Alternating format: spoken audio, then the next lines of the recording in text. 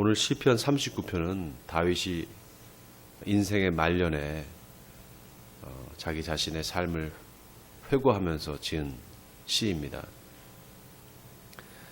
아마 그 다윗이 이 시를 지었을 당시에 건강이 많이 안 좋았던 것 같아요. 이제 죽기 얼마 전에 정말 그 인생의 마지막 순간에 그런 자기 자신을 회고하면서 지은 시라는 것이 이 뒷부분에 보면 내가 떠나 없어지기 전에 나의 건강을 회복시키소서 이런 이제 말이 나옵니다. 그러니까 아마 몹시 건강 상태도 좋지 않고 그랬던 것 같아요. 인생의 허무함을 오늘 이 시편 39편이 이야기를 하고 있습니다. 인생이란 도대체 어떤 것일까? 인생은 사실 있다가 없어지는 풀과 같죠. 그래서 우리 인생은, 우리 삶은 유한합니다. 영원한 이 땅에서의 영원한 삶이 없죠. 여기서는 이제 일정 시간, 하나님께서 정하신 시간만 우리가 살다가 이제 우리의 육신의 장막을 내려놓고 하늘나라로 가야 될 때가 오는 것이죠. 다윗은 우리가 알다시피 나이 30에 이스라엘의 왕이 되잖아요. 그리고 이제 70에 죽잖아요. 그래서 40년 동안 이스라엘을 다스리는 그런 왕으로 살다가 이제 죽게 되는데, 다윗의 일생을 보면 정말 그 파란만장한 삶이 아니겠습니까? 그 정말 목동에서부터 시작해서 사울 왕의 사위가 되고, 그 다음에 계속해서 쫓겨다니는 신세로 살다가 드디어 이스라엘의 왕이 되어서 그 왕으로 살던 그 40년 삶이 정말 녹록지가 않았습니다. 그 안에 별의별 일 다 있었죠. 그럼에도 불구하고 다윗은 그 하나님과의 관계만큼은 분명하게 언제나 끊어지지 않고 갖고 있었습니다. 다윗의 인생이 그 면에서는 분명히 우리가 좀 다윗을 본받아야 된다, 이렇게 저는 생각이 듭니다. 물론 뭐 다윗이 중간중간 좀 하나님과의 관계에서 죄를 짓고 또 힘들었던 시간이 있었죠. 그러나 그는 끝까지 하나님을 신뢰하고 하나님으로부터 오는 그 은혜와 도움을 계속해서 요청을 합니다. 또 특별히 다윗은 죄와의 관계에서 자신의 죄로 인해서 하나님과의 관계가 틀어졌을 때 굉장히 그것을 힘들어하면서 그 관계 회복에 노력을 한 사람이었습니다. 끊임없이 회개하고 하나님 앞에 매달리고 또 간구하고, 이런 다윗의 모습을 시편을 보면은 알 수가 있습니다. 자, 오늘 본문을 보면은 다윗이 인생의 그 무상함을 이야기를 하면서 먼저 1절에 보면 그 악인에 대해서, 악인과의 관계에서 본인이 그 악에 어떻게든지 휩쓸리지 않게 하기 위해서 악인과 마주 앉았을 때 자기가 스스로 입을 재갈을 물렸다, 이렇게 말합니다. 참 의미 있는 말이 아닐까 싶어요. 주로 우리가 하나님 앞에 범죄하는 것은 우리 입술로 범죄할 경우가 많습니다. 그래서 우리 입술을 제어한다는 것이 얼마나 중요한 일인지 모릅니다.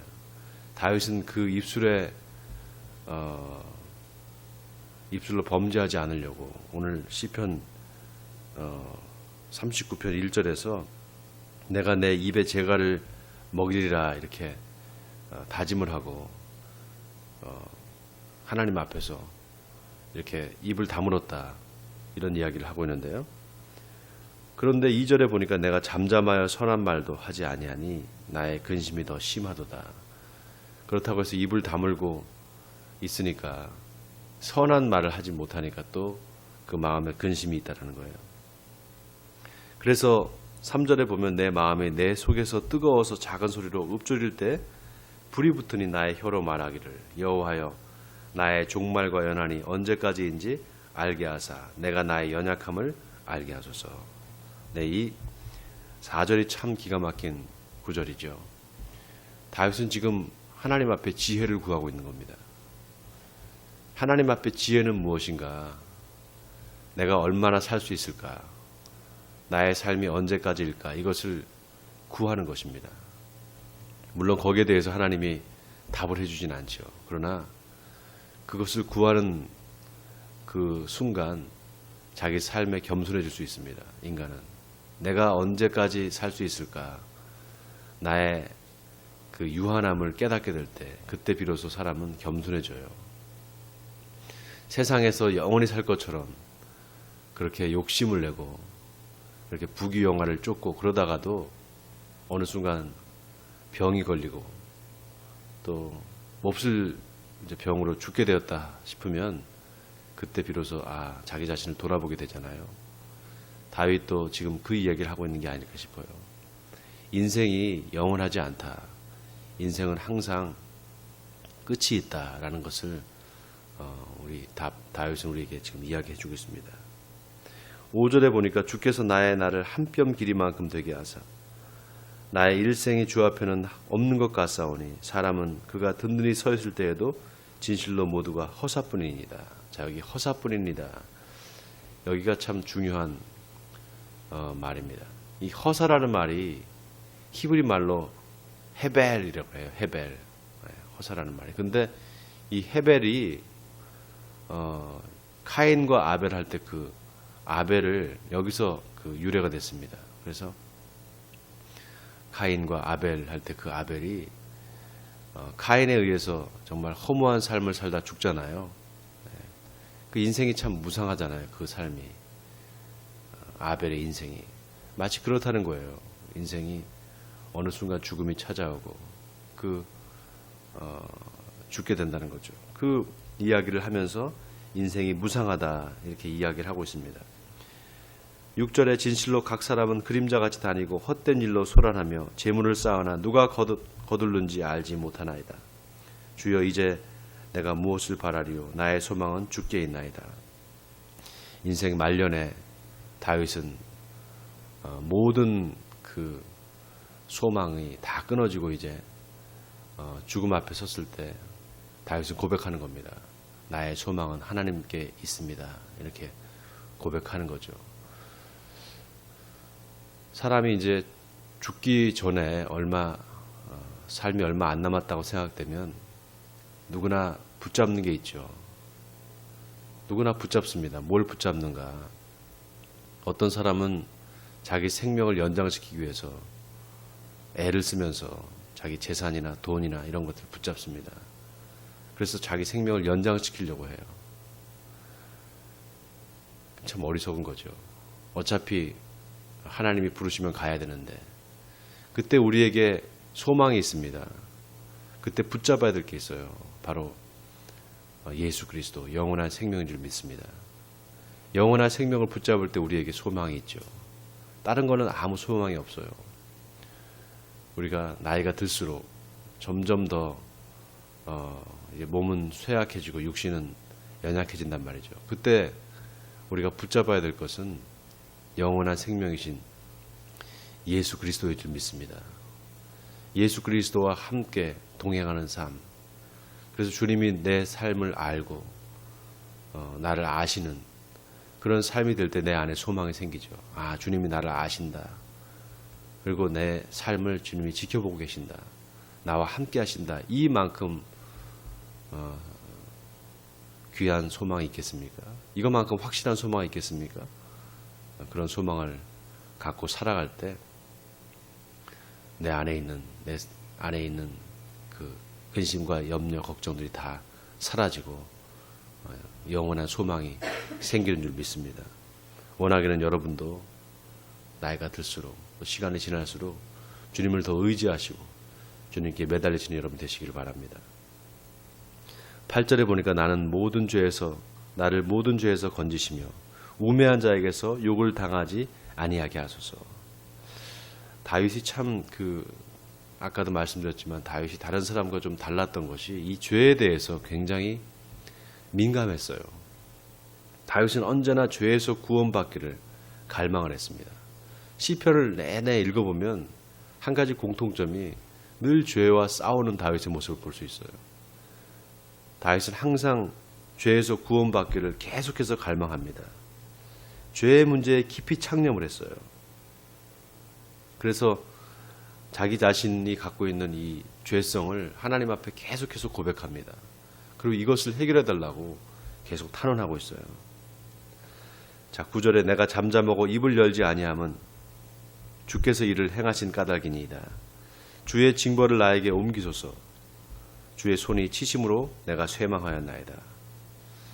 마치 이 욥의 고백과도 같잖아요. 욥이 고난을 당할 때 하나님 앞에 자기 자신의 그런 죄로 인한 어찌 보면 죄로 인한 고난 그것을 다 하나님 앞에 이야기를 하면서 혹시 내가 죄를 지어서 하나님 앞에 이런 고난을 당한 것이라면 하나님 나를 이 죄가로부터 옮겨주시옵소서 이렇게 고백한단 말이죠. 그러니까 항상 다윗은 죄로부터의 구원과 죄로부터의 해방을 갈구했습니다. 자, 11절을 보면 주께서 죄악을 책망하사 사람을 징계하실 때 그 영화를 좀먹음같이 소멸하게 하시니 참으로 인생이란 모두 헛될 뿐이니이다. 여호와여 나의 기도를 들으시며 나의 부르짖음에 귀를 기울이소서. 내가 눈물 흘릴 때에 잠잠하지 마옵소서. 나는 주와 함께 있는 나그네이며 나의 모든 조상들처럼 떠도나이다. 이게 지금 다윗이 자기 자신에 대한 이야기를 하는 거예요. 하나님 앞에 인생이 어떤 식으로 살다가 마감을 하느냐. 계속해서 죄악을 이제 하나님 앞에 짓는 거죠. 죄를 짓는 거죠. 근데 그 죄를 하나님께서 어떤 식으로 되갚아 주시는가. 모든 인생이 다 마찬가지예요. 죄를 짓는 그 죄에 대한 대가를 받게 됩니다. 왜냐하면 하나님은 공의로우신 분이기 때문에 그 죄에 대한 대가를 받는데 하나님께서 죄에 대한 대가를 만약에 살아서 받지 못하면 어떻게 됩니까?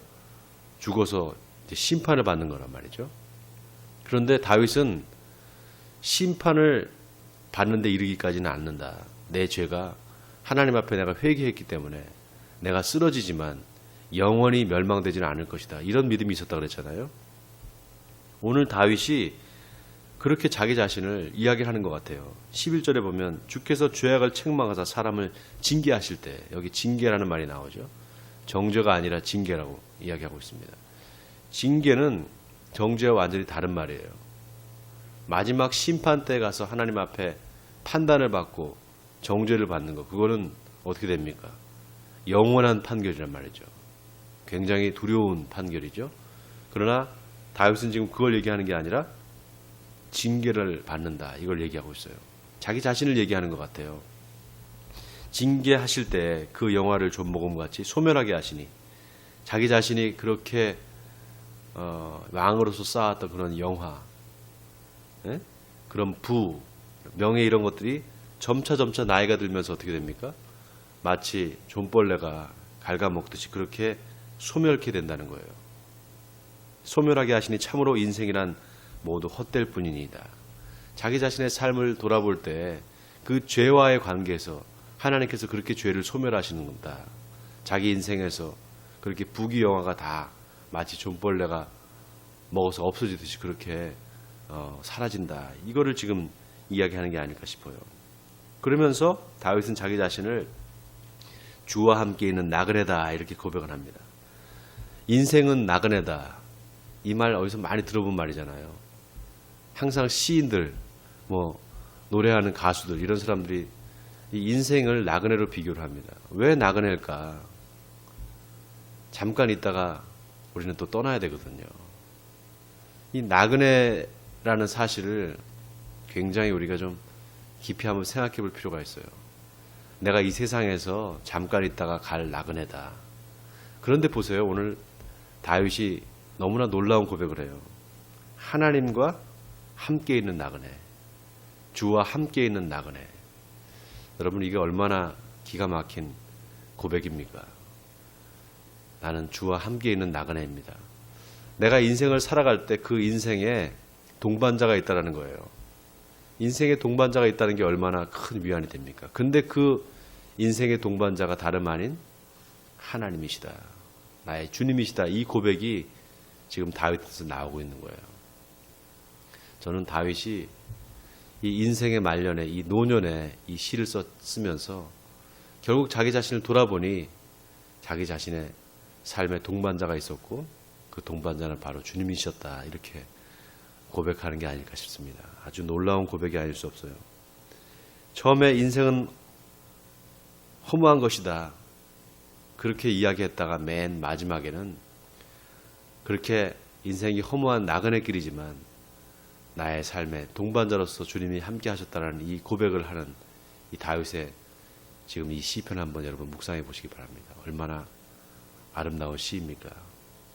인생이 허무하죠. 그러나 그 인생이 결코 또 무가치하지 않은 것은 하나님이 그 인생들을 같이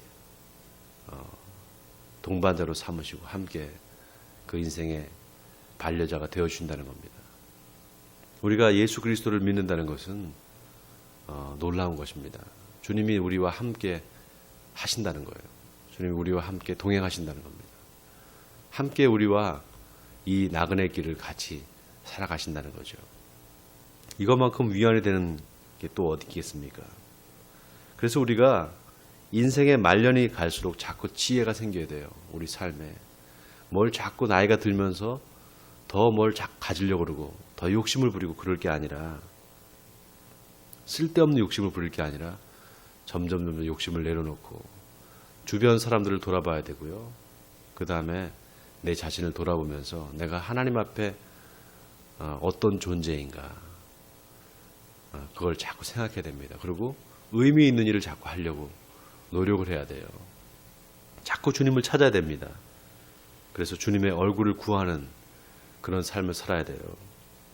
자, 13절에 보세요. 주는 나를 용서하사 내가 떠나 없어지기 전에 나의 건강을 회복시키소서. 자, 이 건강을 회복시켜달라. 이 말년에 고통받고 있는 이 다윗이 자기 자신의 건강을 좀 회복시켜달라. 아마 병마 때문에 그런 것 같아요. 그렇게 회복시켜달라고 고백을 하는데 저는 이 나의 건강이라는 말에 참 의미 있는 그 다윗의 생각이 들어있지 않나 싶어요. 이 나의 건강, 하나님 앞에서의 영적인 또 육적인 영육 간의 강건함, 이것을 지금 구하고 있는데 먼저 용서해달라고 하는 이 말이 참 중요해요. 뭔가 그 다윗은 자신의 건강도 자신의 어떤 그런 지금 아픔이 죄로부터 오지 않았나 이런 생각을 한 게 아닐까 싶어요. 그래서 나를 용서해달라 이렇게 지금 말하고 있습니다.